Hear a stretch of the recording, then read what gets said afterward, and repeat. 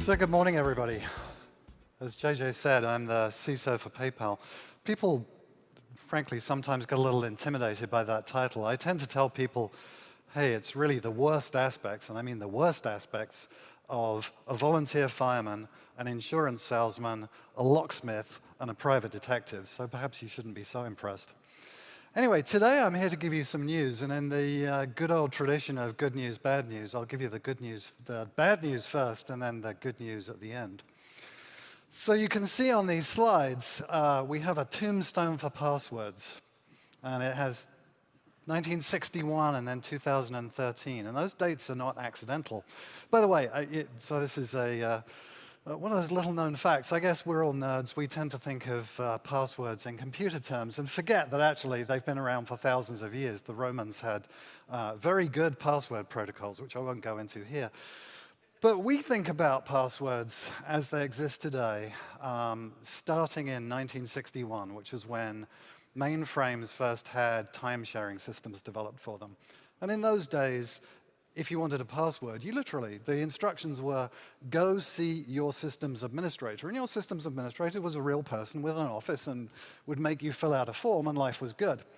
But let's just say when the internet got invented, not by Al Gore, we then had a bit of a problem in the sense of, well, OK, users have more and more passwords to manage. So one of the things I should say is I've told you what my day job is, but I also have another job, which is I am president of an open standards organization called the FIDO Alliance, and I'll tell you about that in a little while. About a decade ago, I was also president of another open standards organization called the Liberty Alliance, and you may have heard of that. It was the organization that produced the SAML 2.0 spec, which is what we now know as sort of the first identity federation spec, and it changed the world. And I guess the news there is you actually can change the world if you put your mind to it and assemble the right people together. So when you think, though, about passwords and how many passwords we have, so if you set your own mind back to how many accounts did you have personally on the internet back in, say, 2002, 2003, the answer you would probably have given back then, if I'd asked you, how many user IDs and passwords do you have? You probably would have said, oh, I don't know, 4, 5, why do you ask? If you go out into the casino and just accost somebody at a slot machine today and ask them, how many internet user IDs and passwords do you have? They'll give you a dirty look, reach out to your throat and say, I've got 35 of the darn things and I can't cope. And so what we're starting to see is passwords, when used everywhere ubiquitously with no internet scale management system on top of them, are starting to fail us. And we have lots of data now that's suggestive of that. But essentially, they're not working any longer for users. They're not working for organizations, the companies that employ us. And they're not really working at the ecosystem level either. So as you all know, there have been lots of data breaches over the last several years, and a number of which have wound up with tens of millions of user IDs and their associated passwords being published on the internet. And from that, we have very good data about what's going on out there on the internet. This doesn't, by the way, include my favorite one. So I live in the Bay Area, and Go Raiders is a local password that kind of also works well, but it's not on this list. So what we're finding is, left to their own devices, frankly, users will pick poor passwords, and then they'll reuse them all over the place, which has because they can't cope if they have different passwords absolutely everywhere. So what that has the incidental side effect of is to reduce the security of their most secure account to the security of the least secure place that they visit on the internet. And by the way, so the little pie chart is essentially showing you how much they're reusing them, and it's not a good story. If you go actually talk to users and ask them about what their experiences with passwords are, what they're telling us, and this is from a recent Ponemon report, is they're frustrated because they can't access their accounts, they get locked out of sites. It's like, if there is anyone in this room who has never had the experience of being locked out of an account they own because they couldn't remember the password, I'm going to be very impressed, because it certainly happened to me, and I'm darn sure it's happened to you guys as well. So users are not happy campers. Meantime, the inevitable march of progress continues. And a few years ago, some bright spark figured out that actually graphic processing cards in PCs make excellent, excellent rainbow table crackers. And so there is now a little cottage industry. If you give somebody salted and hashed passwords, they can still run one of these little babies at it.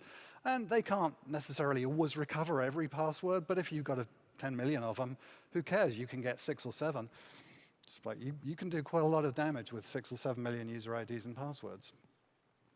So for folks like me, by the way, you know, we've invested very heavily in risk management systems, and we occasionally joke and say, well, perhaps we should just stop asking our users for their passwords altogether and just use those. But so we cope by extremely sophisticated risk management systems, but most companies on the internet can't do that. So this slide is kind of, we put it together slightly as a joke, but actually it's not really a joke, and I think it really plays to everybody in this room. We all talk about and we hear about the Internet of Things a lot. I'm sure most of you can probably look up the temperature in your house back now by whipping out your cell phone and looking up your, you know, running your little Nest application and seeing how hot it is in your house and turning it down or up or whatever. You know, so it's one thing if it's the thermostat for your house. We all talk about what happens if your fridge can order groceries for you. Well, the logical extension of that is, okay, how do I pay for my groceries that just get delivered? Answer, it's probably going to get hooked up to your PayPal account, which begs the question, do you really want your refrigerator to know the password of your PayPal account? And this is actually kind of the stuff I have to grapple with back in my day job on a fairly regular basis. But I would submit, unless we can solve that problem, life is not going to be good. So there is another problem that's going on, which is whenever you talk to folks in the dismal arts of information security, you know, we tend to talk a lot about, and I'm saying we, and I'm including myself in the dismal arts category, but hopefully not too many of you in the room fall into this worldview. We tend to talk a lot about, oh, we need stronger authentication. But we have lots and lots of data, again from the last decade, of users don't want to do anything that increases their friction. They want their user experience to be as simple as possible and no more, and they want it to be safe. So users don't buy friction. And by the way, this illustration of the key rings, it's not made up. If you look carefully, you'll see it's Japanese characters on it. It's actually from my guy in Tokyo who runs essentially the information security function for PayPal in Asia Pacific. That is his personal keyring.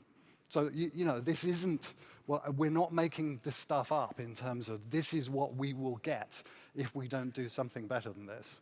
And I think the average user will probably be looking for a rope and a tree, either to hang themselves or to hang us, I'm not sure which. So I mentioned the dark arts of information security. Again, practitioners in said dark arts will tell you, if you ask them to describe authentication, what they'll describe to you, they probably won't use these terms, is, oh, it's a continuum. On this end of the line, it's easy, but it's insecure. And on this end of the line, it's secure, but it's hard to use. And you simply have to decide, okay, how much security do I want? And then how much pain do I want to dial up? You know, do I want to go sort of the full proctological examination, or am I prepared with something less than that? And, you know, okay, you can make something. But by the way, security is a myth. I hate to say this. There is no such thing as a fully secure system. It's only degrees of risk that you're managing. And so the discipline is really all about how you manage it. So we had an epiphany a couple of years ago when we started to realize that actually we should think about this in terms of a Gartner Magic Quadrant. So rather than it being completeness of vision and ability to execute, rather we should think about it as security on one axis, ease of use on the other, and the interesting solutions really lie, in fact, in the top right-hand corner, where they are both easier to use and they are more secure. Now, you might think that's an oxymoron, but when we started to use this mental model, it actually all fell into place. And by the way, you know, we probably all have seen security experiences in the other three quadrants. And people kind of just say to me, it can't actually be possible that you have a security solution that is both hard to use and insecure. And it pains me to admit it, but yes, there are such solutions. And one very good example is faxing in user documents for verification purposes. It's an absolutely horrible user experience. Got to go find a fax machine. By the way, for criminals, it doesn't stop them at all, because they just go get forged documents and they're off to the races. It's perfectly fine for them. So that model is a game changer, and it kind of starts to hint at, OK, what if we could have something that gave us a framework for how could we get to that world? And so that's what the FIDO Alliance is all about, is essentially it started from the perspective of, if we're going to tackle this, we actually have to build an honest-to-goodness open standard that really allows us to get to better authentication. And so that's what the FIDO Alliance is about. We've been working on it for close to 2 years, because when you launch these things, you want to make sure that you have, the organization is set up as a 501c3, so it doesn't get taxed on member revenues. You want to make sure that it's got the right IP agreements, blah, blah, blah. There's a whole bunch of kind of bureaucratic stuff you have to do, which we've duly been doing. And so we launched the FIDO Alliance a couple of months ago, and it's taken off like a banshee, because it's very clear that we are at this point where the demand is really there now, and we have to fix this problem. And so I would submit to you there is kind of what I would describe as the reverse Highlander problem at work. I'm sure you all remember the not especially good quality sci-fi films called Highlander of several years ago, the punchline of which was, there can only be one. Well, I would submit in the authentication space, we have, again, 15 years experience that says there must be more than one, i.e. there has to be more than one solution, because nobody will trust one organization, one government, one technology, one whatever. And so, in practice, one standard is good, but one implementation is not. So roughly, there are some key principles behind FIDO, and I've kind of talked a little bit about what some of those are. But so from a business perspective, it has to provide stronger authentication, but it has to be easier for the customers to use. It has to appropriately manage privacy. It's like, we all remember the CPU ID fiasco from the 90s, which frankly set our industry back a decade in some ways, because it genuinely had all sorts of issues with it. So we have to avoid all of those sorts of things and put decent privacy controls in. So from an architectural perspective, I don't have time today to really go over the details of how the protocol works. And by the way, so this protocol is kind of like, I'm not talking about something abstract. The FIDO Alliance as an organization is up and running. It has a fairly decent number of members. We've been working on the problem for, as I said, more than 2 years. We have real technology that's implemented. I wish I had time to show you demos of real technology, because we have them, but hey, we all know about demo gods, so I'm not going to try that today. But so here's the rough thing. This picture hints at it, but I'll kind of explicitly talk about it. The key difference is if you all in the audience have probably got your smartphone and your PC and your tablet right by you, or in your bag or whatever. I actually left mine backstage, but in a general basis, we've all got these gadgets, and when we authenticate to a website like PayPal, the credential is entered onto our device and is simply otherwise passed through. The device is essentially acting as an I/O device and nothing more. And then folks like my company and my team had to figure out, OK, we've just had this user ID and password. Is it really Michael Barrett, or is it somebody who is actually in Romania and has simply stolen his user ID and password? The FIDO model is explicitly different. It starts from the fact that, for most use cases, and as always, no generalization is true, not even this one. I'm fond of that saying, by the way. It's a good one. For most people, they authenticate to a very small set of devices. And so the notion is you authenticate to your device, and then the device authenticates securely to the relying party. I covered it very quickly there, but that's the real model, and it's actually significantly different. So the answer is the credentials that authenticate you to your device are stored securely in your device and do not leave it. So on a PC class of device, they'd be stored in a TPM chip, for example. The profile would be stored there. In a smartphone, it will be stored in the secure element and so forth. And then, I do not want a database of 100 million user biometrics, for example. It's like, it's one thing if your passwords get stolen. Revoking your finger is a real problem. So roughly, to wrap it up, and I can certainly talk about this in much more detail if we get some questions about it, but essentially, it's fairly clear. Passwords are running out of steam as an authentication solution. Then they're really no longer working for users, they're no longer working for organizations, and they're starting to impede the development of the internet itself. It's pretty clear we can't do it based on a proprietary approach, and I could wrap it on for another sort of 20 minutes about why it's not working what we're doing today with regard to proprietary solutions. And by the way, there is a great deal of innovation in authentication solutions. It's simply that they're not interoperable.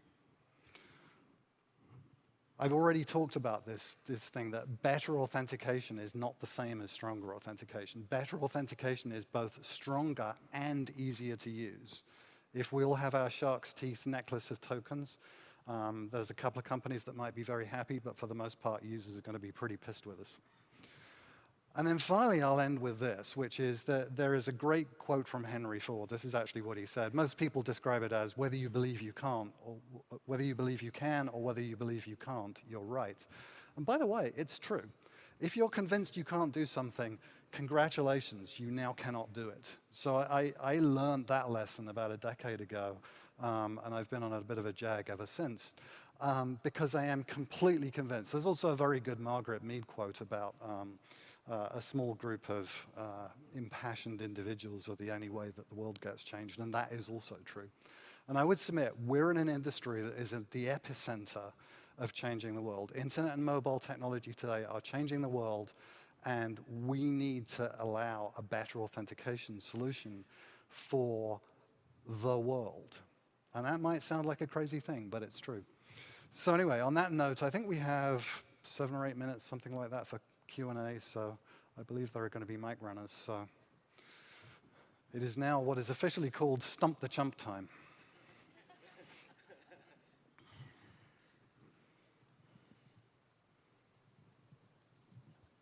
Alternatively, I'll go back to the green room and have a martini. I'm joking. Hi. Hi. I was wondering if you could explain a little bit more in detail of the technology that the FIDO Alliance is working on. So roughly speaking, so essentially, the way it works is there is a FIDO client or a FIDO stack that has to be on the device concerned, and that piece of software, think of it as a shim, knows how to talk the FIDO protocol back to the relying party server. And essentially, the way that the flow roughly works is, say you show up to PayPal.com once PayPal.com becomes FIDO enabled, which we're in the process of doing. Once you come to our site, we will ping the device. There is essentially an HTML tag that if there's no FIDO client, just gets ignored. But if there is a FIDO client, the FIDO client will respond and say, hey, I have either a registered user on this device, or, and by the way, there's a whole bunch of kind of key exchange stuff that goes on, and I probably don't have time to really talk the details about that. But essentially what the device will do is it will enumerate the FIDO authenticators that the device supports. So if you think about a smartphone, it's widely rumored that a large technology provider in Cupertino, California will come out with a phone later this year that's got a fingerprint reader on it. And let's just say the Android ecosystem is well aware of that. And it's more than just a rumor. I mean, the company concerned paid over $300 million for a fingerprint technology company last year. They promptly then laid off most of the people in the company who were doing all of the sort of PC ecosystem stuff and solely focused on deploying those sensors at scale. So I think we all know where that's going. So that tells you there is going to be a fingerprint-enabled phone in the market later this year. Not just one, multiple, because the Android ecosystem is also adapting. They have to keep up and compete after all. So roughly, going back to your question, the device will enumerate the authenticators. So in this case, there would be a fingerprint reader. There might be a software stack that does voice biometrics. I was at a voice biometrics conference yesterday, and there are a bunch of good voice print technology stacks. It might be based on recognition of your eyes. There are companies, now that the front-facing cameras on phones have got good enough, you can actually take very accurate photographs of your eyes, and your vein patterns are different from my vein patterns, and they're stable over time. You can do facial recognition. I mean, so, you know, what that's for. So essentially, the device will simply say, okay, these are the authenticators on the device, and the relying party will say, okay, I trust fingerprints and I trust iris scans, but I don't trust the others, and then say to the user, hey, do you want to register? A lot more detail in that, and I could rabbit on for another half hour about how the thing works, so forgive me, it's of necessity a bit of a short answer, but hopefully that gives you a taste.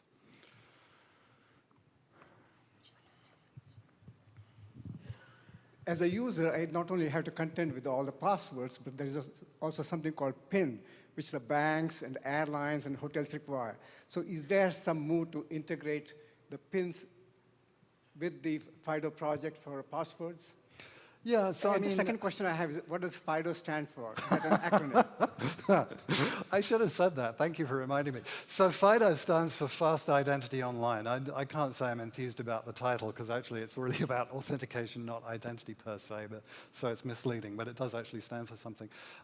In terms of the first question, yeah, we are absolutely, our intention is to kind of really obliterate within a certain number of years both passwords and PINs, and see the whole internet, including internally in enterprises, because we have the same problems in enterprises, and we're all painfully familiar with those as well, to obliterate user IDs and passwords and PINs from the face of the planet. And as I said, you know, starting this year, you will see FIDO-enabled devices appearing in the market. So I'm not giving you kind of just a pep talk about, oh, wouldn't it be wonderful if, kind of thing. We have 2 minutes and 5 seconds left. Two quick questions. One is, what do you think are the roadblocks politically, technologically, socially for this kind of unified kind of authentication to be successful? How long do you think that will take? And what can we do as IT professionals and technologists to help move this type of capability forward?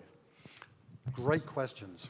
A year ago, when I was describing FIDO to people, I tended to use the phrase along the lines of, well, I don't know, this is a game-changing idea if we can pull it off. You know, the world will really look different, but it's 50-50 at best that we can pull it off. I'll tell you, since we've announced FIDO, the level of interest we've had has been extreme.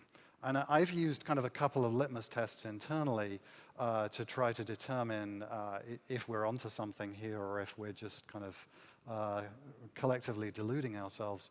And those tests are roughly, has anybody come along and said, hey, you know, passwords are just fine. You know, we can keep them going for another 30 years. Maybe we'll do, I don't know, ESP-based brain scans in 30 years, and that's good enough. Nobody said that to me. Secondly, nobody said, this approach is architecturally wrong, which I also kind of take as a good thing. And then nobody said, oh, did you know there's company X, company Y, and company Z are working on this?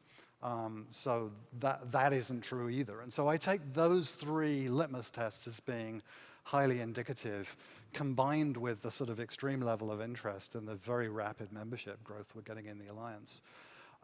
So I really do, you know, I think the answer is these kinds of trends take a while. If you set the clock back to the mid-90s when Mosaic first came out and we had a real browser, and then Netscape came out, it took several years before things really got rolling. And I think you could say the same about FIDO, that we're in this world-changing moment, but it's going to take several years before you start to see real mass turning of the ship. But the ship is turning. So that's the one thing I will leave you with, is kind of, you heard it here today, the FIDO Alliance has got grand visions to change the world, and the way to get involved is to actually, you know, go talk within your companies about how you can get involved in that work, and whether you need to just kind of wait until it comes out, or whether you actually need to get involved early and help shape this, because these alliances are forged by their members. So That said, the world is changing. Really, come and join us and work with us on this, because it's one of the most exciting things I've seen in a very long time. So, ladies and gentlemen, thank you.